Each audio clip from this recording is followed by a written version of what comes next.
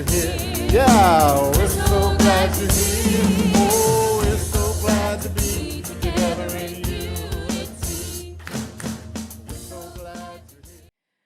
I am a living expression of God. Would you like to affirm that with me this morning? I am a living expression of God. In the book of Exodus, Moses asks God his name, and God responds, I am who I am. I am is the name of the divine presence within me, a reminder of my spiritual nature. Sometimes I may forget my divine identity by thinking of myself as weak, incapable, or unfortunate. If I have spoken disempowering words about myself, I release those thoughts and stop using those words. Each time I say, I am, I strengthen my awareness of the truth of my being. I am God's life, love, wisdom, and strength, expressing uniquely as me. As I pay attention to my thoughts and words, I'm able to recognize and release limiting thoughts more quickly. My awareness of my true identity grows stronger and stronger. So the important thing is to remember that whatever follows those words, I am, is what you're declaring to be. So be careful about what you put after I am. Well, that just tickles me to death. I am a living expression of God. So what do you think about that besides being, I don't know what you are, tickled to pieces? That's bad too. That's not good either. No, that's not good either. Well, you know, one of the principles of life is learning to want what you've already got. Want what you've got. That's what we're going to talk about this morning. To want what you've got. Okay? But I have a question for you first. What does it mean to be spiritual? What does it mean to be spiritual? You hear people talk, say, well, I'm very spiritual. Or they're very spiritual. Or they're not very spiritual. You ever hear people talk like that? So what do they mean by that? And I think it's important that we break it down a little. You want to break it down this morning? Let's say it together. Let's break it down. Let's break it down. We're going to break it down. All right? Spirituality means to be of the Spirit. To be of the Spirit. To be joined to be part of, to be one with, to be aligned with. Spirit. Okay? And so when you're aligned with Spirit, there are many signs and symptoms that you will notice. Symptoms? Symptoms, yes. There are symptoms of spirituality. Yeah. Okay. It's called love, joy, peacefulness, kindness, patience, forgiveness. These are the fruit of a spiritual life. This is how you know that you are maturing, because there's a difference between being spiritual and being spiritually mature. Say with me, oh. Right?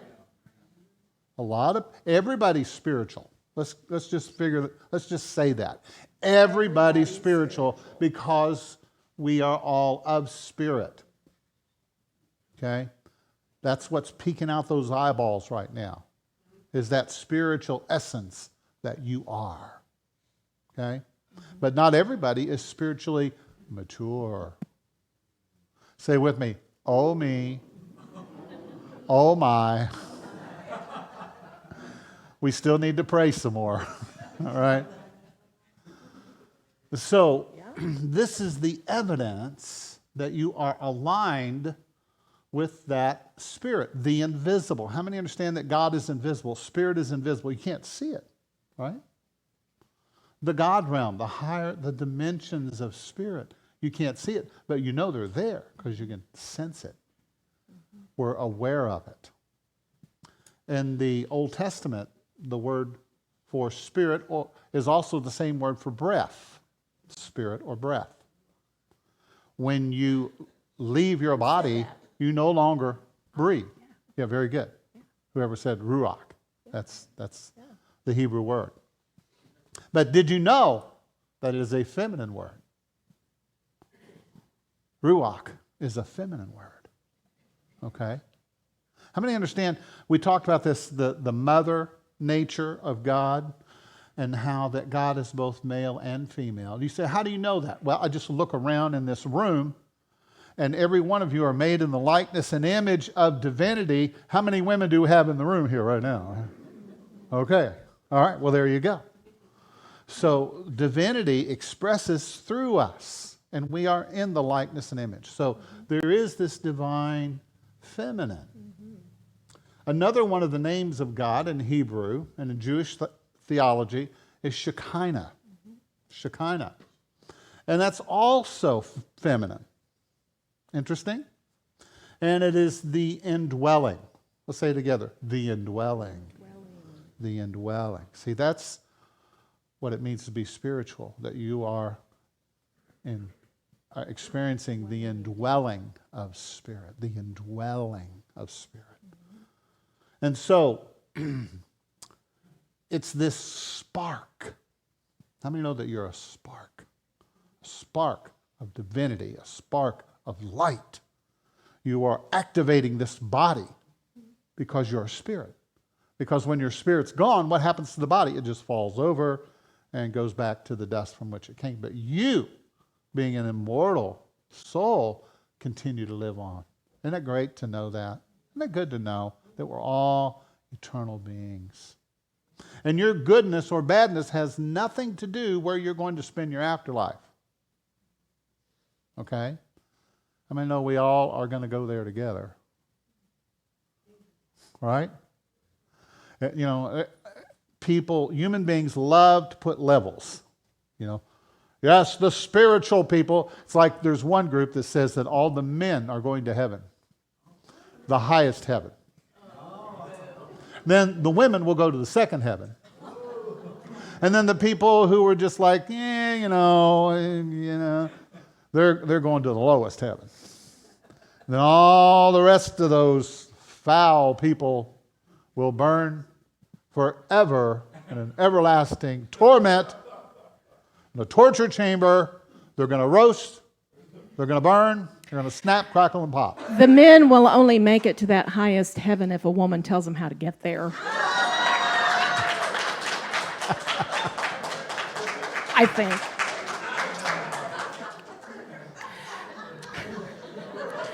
Okay. Shekinah is also a feminine noun. Yes, it is. It's also a feminine noun. That's right. You know, I was thinking as you were talking about being spiritual, sometimes we talk to people, I'm not religious, I'm spiritual. But actually, they've made a religion out of being spiritual. Because it's like they think that just because they have taken in all the information or just because they have the proper books on the bookshelf, they are spiritual. But that we're always trying to get across every Sunday is it's not enough to come and just hear. You have to put it into practice. That maturity comes from walking it out in shoe leather all the time. And if you're continually running from conflict to conflict and you're pushing things like that away, you're pushing relationship hardships away, you're never strengthening those muscles that bring about that spiritual maturity. Yeah. So it's important to take what you hear on Sundays home with you and walk it out. It's what the fifth principle of unity is all about, right? It's not enough just to know the truth. I must act on it. That's right. Well, thank you for woman-splaining that to us. I'm happy to. Thank you. I mean, we're just having fun this morning. Come on. All right? We're just having fun today. You know, the world is too serious right now. Have you noticed that?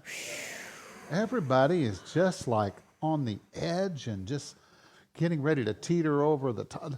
Let's stop it, right? Let's just kind of have some fun. We And cannot enjoy lose our ourselves a little humor bit. in the midst of everything. That's Humor is right. very important. So this idea of Shekinah and Yes. this idea of the feminine aspect of the divine, which we talked about a little bit last week, it's the revelation that that feminine nature is all-sustaining and nourishing. And I think we talked about this briefly last week, that it's the idea of the mother holding the child and being in close contact and feeding the child, nursing the child, right? There's the innocence and that intimate connection that comes with the mother and child relationship. And that's what our relationship with divinity is like. It's that imagining yourself in the lap of the divine feminine, the divine mother, and being cradled, and held and comforted and held close, and hearing that heartbeat of love and being fed the milk of life. My words are life, right? Hearing those words so that you can thrive in a healthy and abundant way. And spirituality is the joy that's found in this kind of relationship. It's this closeness, this kinship, this walking with, this indwelling, this dwelling in, right? Dwelling in spirit and leaning into the indwelling spirit. Yeah, and one day I was sitting at home. This has been a few years ago, and we had this cat named, remember Emmy? Mm-hmm. And Emmy was our little cat, and she was just the sweetest thing. She was so gentle that she would never bite your finger. If you handed her something, she'd let it fall rather than bite you. She would just come up beside me. Sometimes I'd sit on the couch and I'd meditate and just get quiet and pray.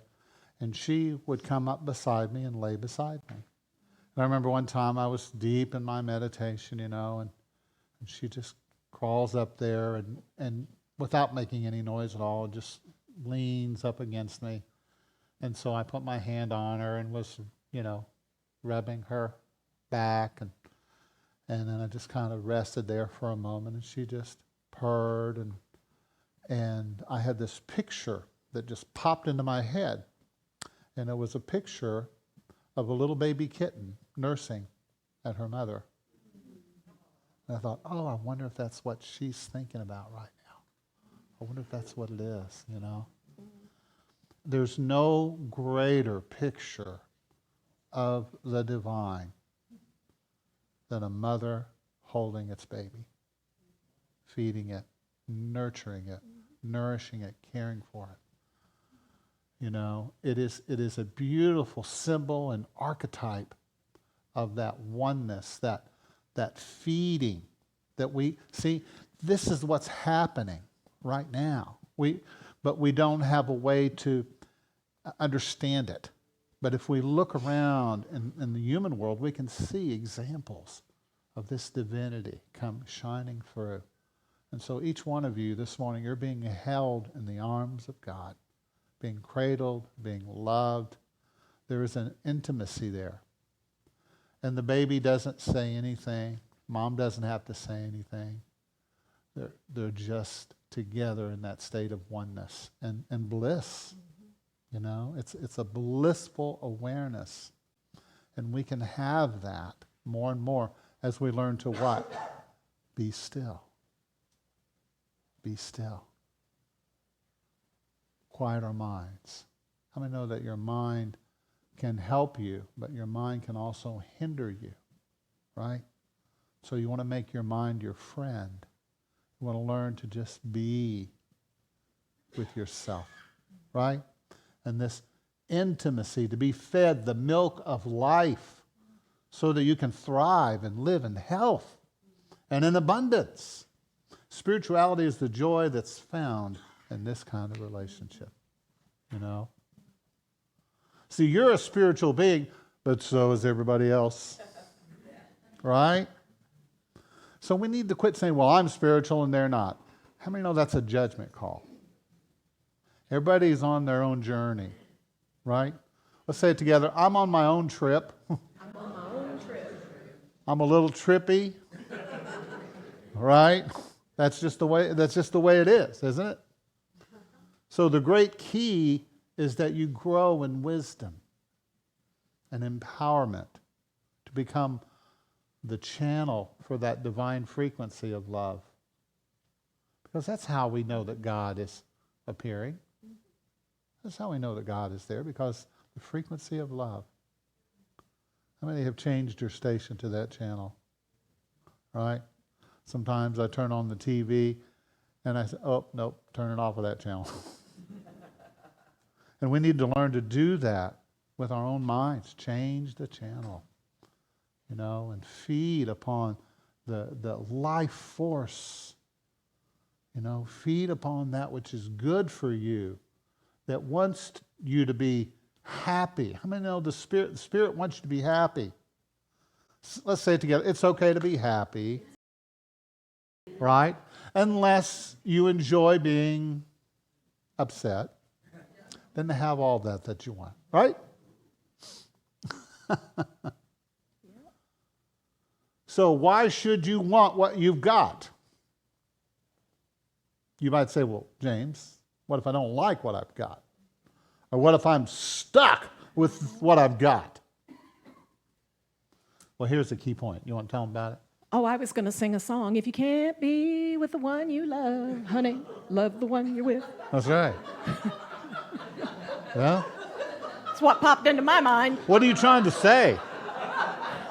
Is there a subliminal message in No. there? No. You can't be with the one you really want to be, so I'm stuck with you.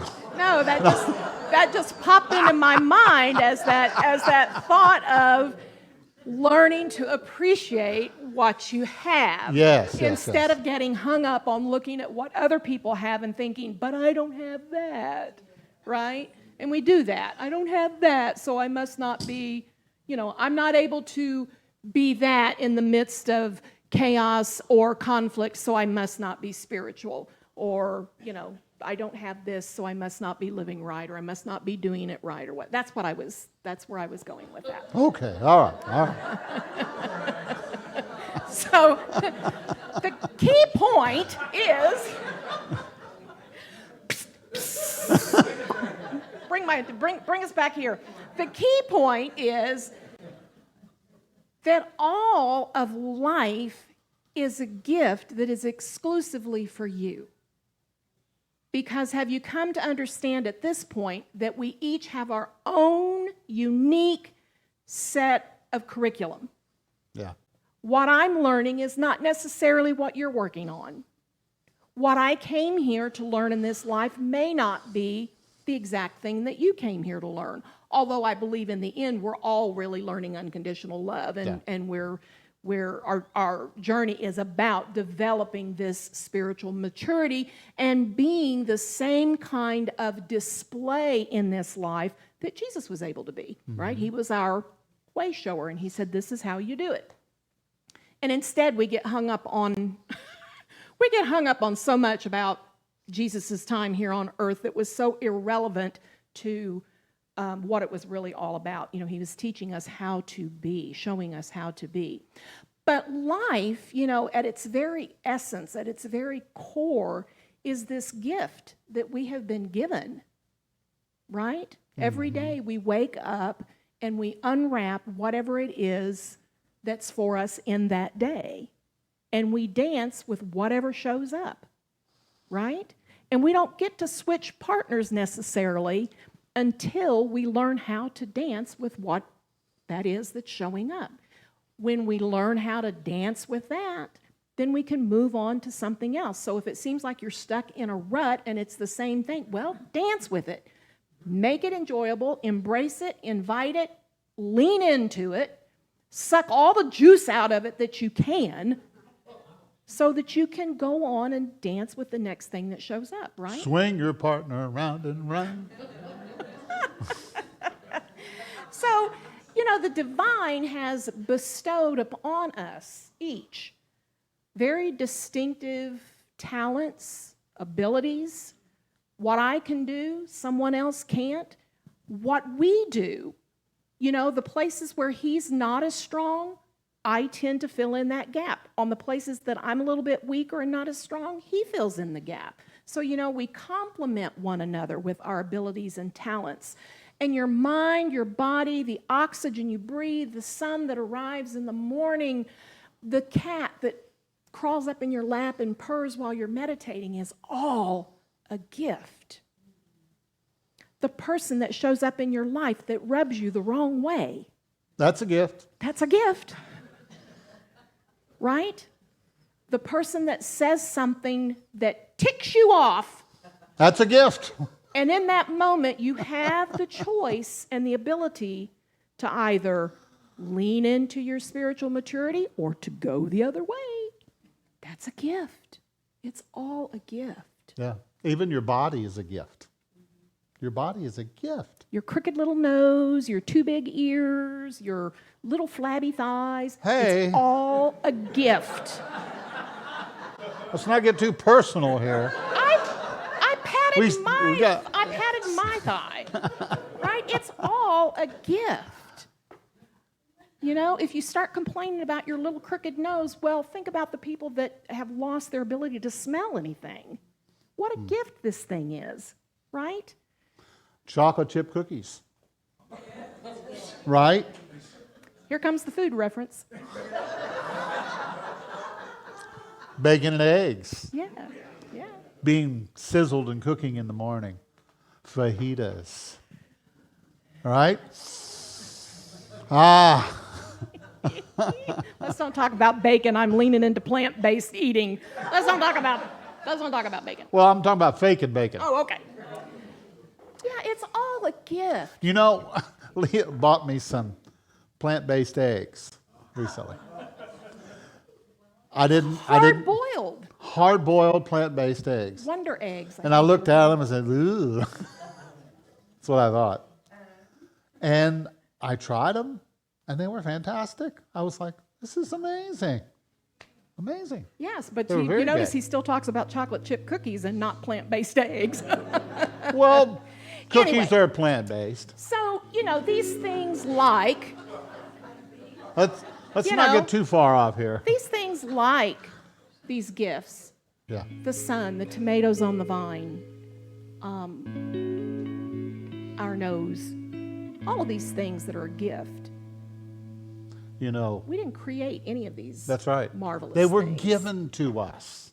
You show up. You got your arms, your legs, it's all here. The oxygen that you breathe, everything is here, right? It's a gift. This planet. How would you like to walk around and all of a sudden the planet just disappears? Wouldn't work, would it? So, Neira Wahid said, and I said to my body softly, I want to be your friend. It took a long breath and replied, I've been waiting my whole life for this. Right? How many know you need to want what you have? Want what you have. Stop pushing away the gifts that are all around you. Your duty is to cherish them and to enjoy what you have freely received. By appreciating what you have, you pave the way for more of what you want. Does that make sense? How many know it's all free of charge? The good stuff is free. But sometimes, James, I'm here, but I really want to be there. How many know what the challenge is with that? When you're here, but you want to be there, there's space in between. And you know what we fill that space in between with? Stress and worry and fear. I don't want to be here. I don't like this. This is not good. And we're fighting against the very gift that has already been given. Because we always want to be somewhere else. You can see it when you drive down the road. People, they want to go somewhere else because they don't like where they're at. And a lot of it because they're so disconnected from themselves. Yeah, they're a spiritual being. but they're not practicing their connection. Right? They're not living in that union and communion with divinity. That's what it's really all about. You know, Jesus said, do not worry about tomorrow, for tomorrow will take care of itself. Each day has enough to keep you busy. Let's say it together. I keep pretty busy. Right? So just focus on what you're doing now. Focus on the people around you. I think as Mom Doss said, be here now. When? Right now. How many know we need you now? I need your attention now. We need your intelligence now. We need your hands and your feet now, right? We need you now. Not one of these days when finally you get perfect and can finally play that song that everybody is going to be able to just really, wow. Forget about it. We need you now. Right? How many know you have something to share right now in this moment? Yeah, one of our biggest opportunities is to train ourselves to quit living in the past or to quit projecting into the future. Yeah. Because the past is filled with all kinds of things that we recreate and make worse and dramatize, right? Every time we tell the story about something in the past, we embellish it and make it greater than it was, right? And in the future, when we project off and we're thinking about the future, how many realize that the future is based on what you're doing right now? And when we think about the future, we often tend to catastrophize or think about worst case scenarios. Well, what if this doesn't work? That'll happen. Well, what are you doing right now? Because your mindset and how you're dealing with your mind and your actions right now will determine what that future looks like. That's right. The mind is such a wonderful tool for us. Yes. But only if we learn to control it. And the issue has been that many of us, most of us at some point, have been controlled by the mind. The mind takes us and leads us into all this stuff. So when we can rein that in and we can have control over our thoughts, our thinking, our mind, oh my gosh, what a tool it becomes. Well, the Creator has given us everything we need to be fulfilled and to be happy. Do you believe that? Mm-hmm. Doesn't that just feel right? Doesn't that sound right? So it's important that you get on the gratitude train and see where it can take you. Have you been on the gratitude train? You know, we've been on that other train.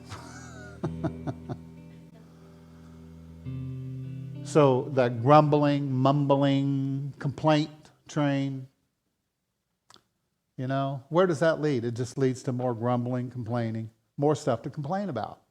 Does that make sense? So I want to get on the gratitude train. Allow the momentum to build. It does. It's a habit. Yeah. But it's through the excitement and the joy that you begin to build momentum and are able to move forward in your life in a way that's more fulfilling, right? Learn to be excited about the now, the people in your life now. Who's in your life now? Have you told them lately? I appreciate you. Thank you for hanging around. Thank you for sticking it out. You know, the first few years of our marriage were interesting. Right? She stuck it out, I stuck it out. But that's for another day. I want to love what I have so much that it begins to expand, grow, and change into higher and better versions than I ever thought could be possible. Are you with me? When you appreciate your mind, it will work much better for you. When you appreciate it, your body needs love and appreciation so it can thrive, and your mind needs attention. When you treat everything with kindness, it is magnified. Everything is magnified. And quit buying into the thought that we're supposed to kill the ego. Yeah. How many know you need your ego? If you didn't have an ego, you'd be dead. You need your ego. Make friends with your ego. That's the key. Make friends with it, because your ego protects you. It's done a lot of good things for you.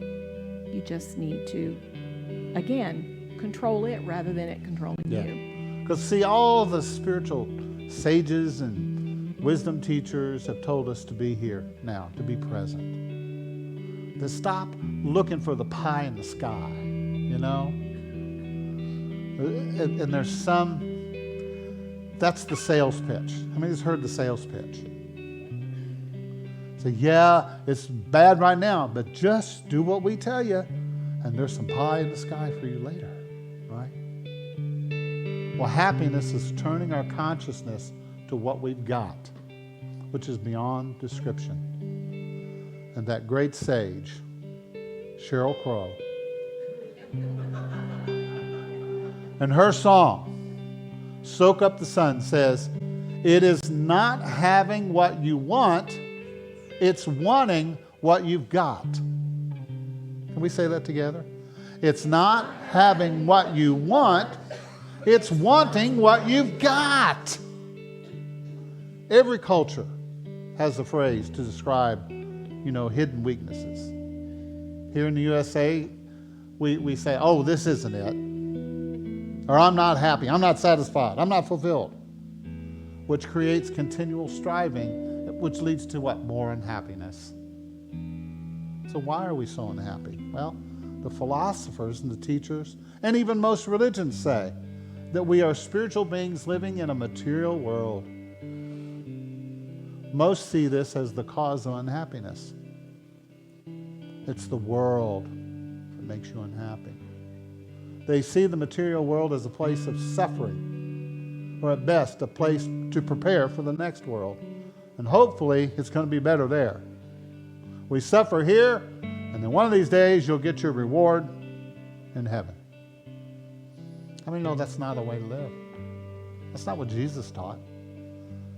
He taught the idea of, he said, consider the birds of the air, the flowers of the field. Look around you. God is here now, right? So, the material world is not the problem. It's my understanding of the material world. Because the material world is just the form, right? It's the form. All form emerges out of a formless intelligence. Talk about God. A formless intelligence that arises from you, especially when you're quiet. How many of you look so beautiful when you're quiet? You're quiet right now. It's like you've never done anything wrong. Right? What's that old saying? It's when you open your mouth and start talking that you remove all doubt about, right?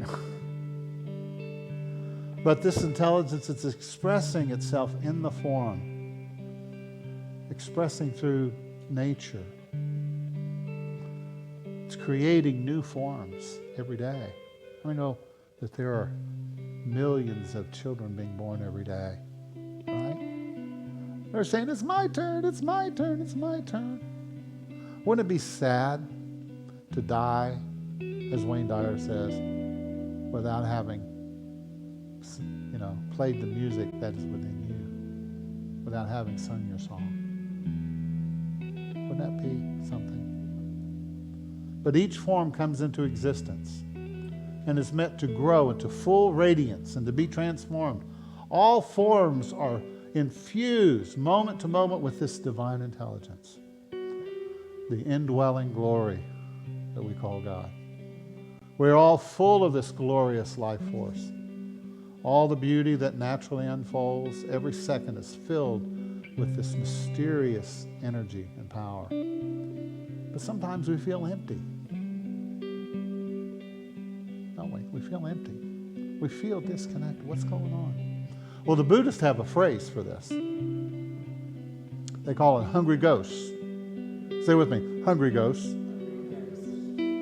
Hungry ghosts are always trying to fill themselves, not realizing that they are already filled with divine energy.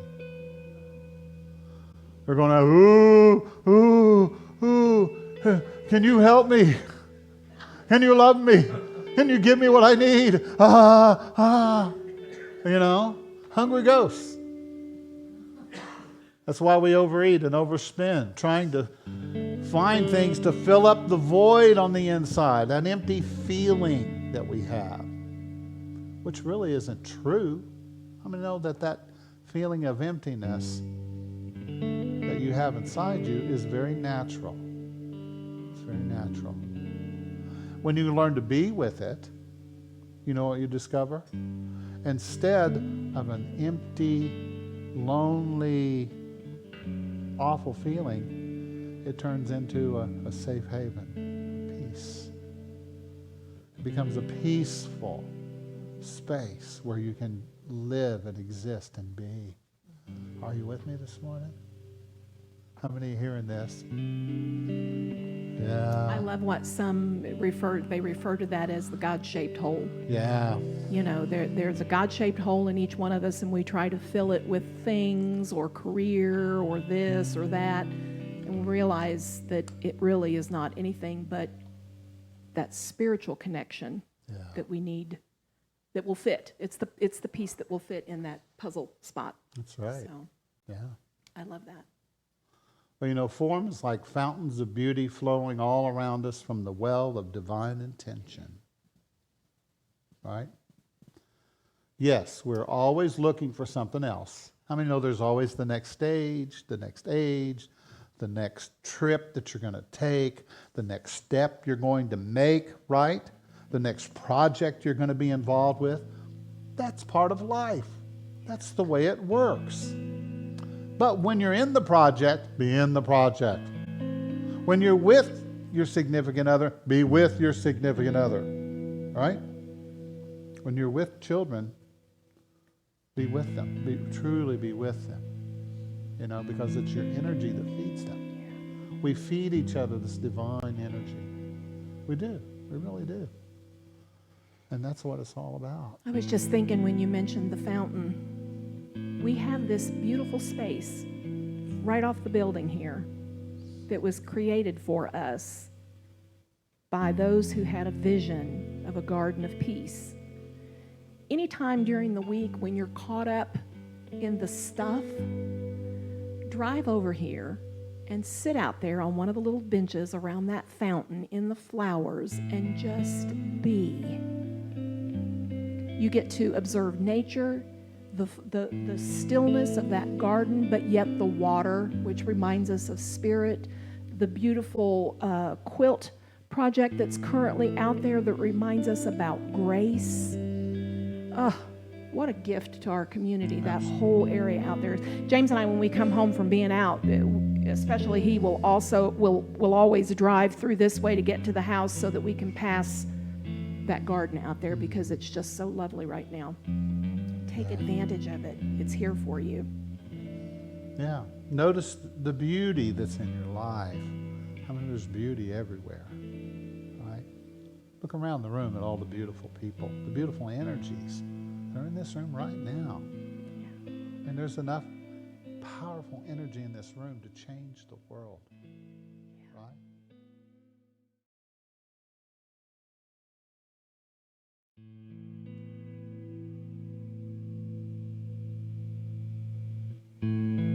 Take a moment just to breathe. Breathing free of any fears, confusion, misunderstandings.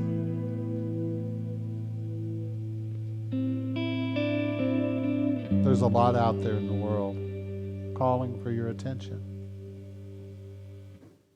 But this morning we're asking you to come home to yourself. Open your heart and allow allow yourself to just sense and know that connection you already have with God. You have everything you need right now to be happy. The universe is supporting you. God is with you now.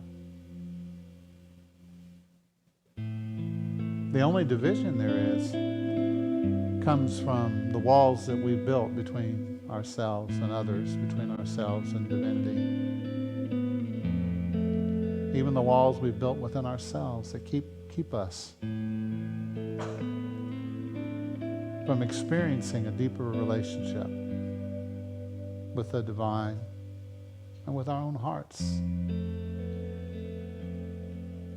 So this morning I invite you to just breathe and just settle back into the arms of the Divine Mother. Allow her to hold you and feed you and comfort you and wipe her brow.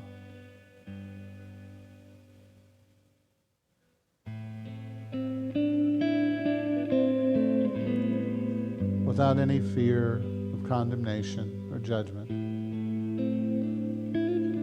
knowing that you are unconditionally loved and that she will carry you and she will hold you. And as you grow, she will teach you. And you will learn. You'll learn. There's plenty of time. Just feel yourself relaxing now.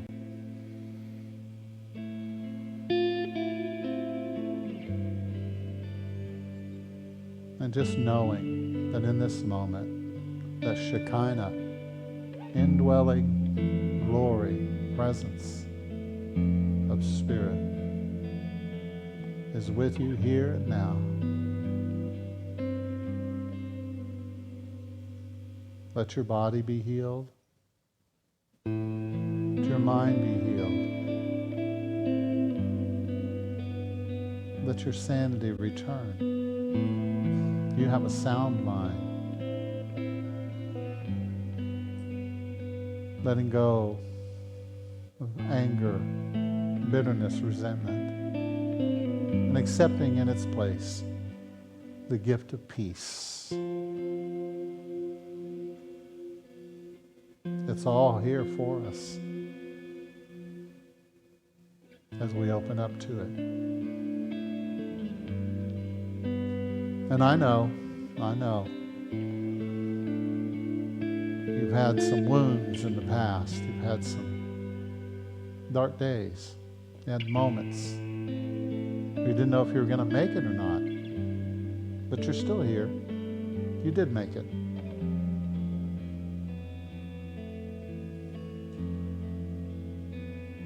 And there's no reason to think that you're not going to continue to make it.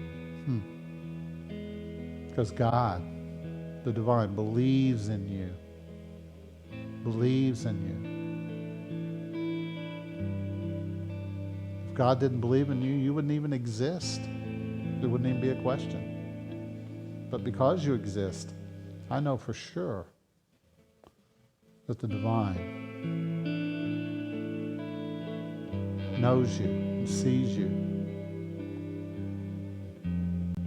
You are a divine creation. So breathe into that this morning. Breathe into that.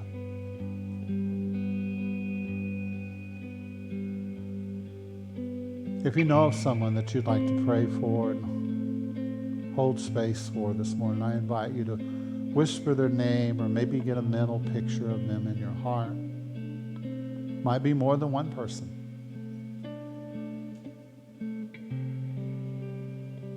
And maybe you've got something going on in your life where you need some help. You need some direction.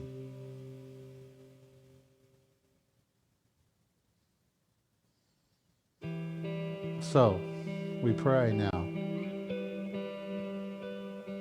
We pray and affirm your highest and your best. for your loved ones, for your family, for those that you work with, your neighbors, your community all around you. That as you strengthen your connection with the divine, you find that people respond differently. Good things start to happen. Things begin to change. Your life starts to look different. And suddenly you're walking a new path. And that feels good.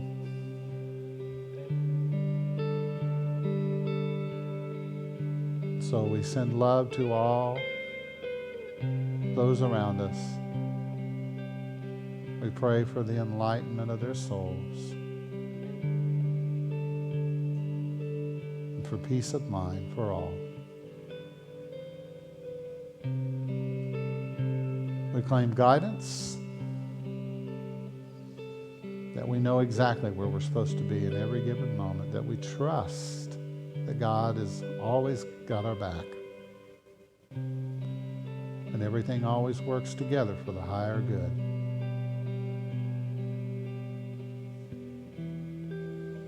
We are grateful. We pray one for another, for each other in this room. We're grateful for each one, each precious soul. Thank you for showing up and shining your light. We're thankful. We're appreciative of each one. And we conclude with a prayer for all beings everywhere, that all are at peace. We envision peace in this world. As much joy as we can stand, and that people recognize their true value and worth.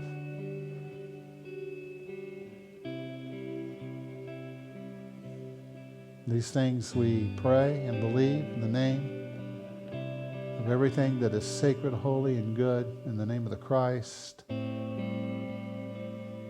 the name of God, in the name of love. I invite you to spend just a moment in the stillness.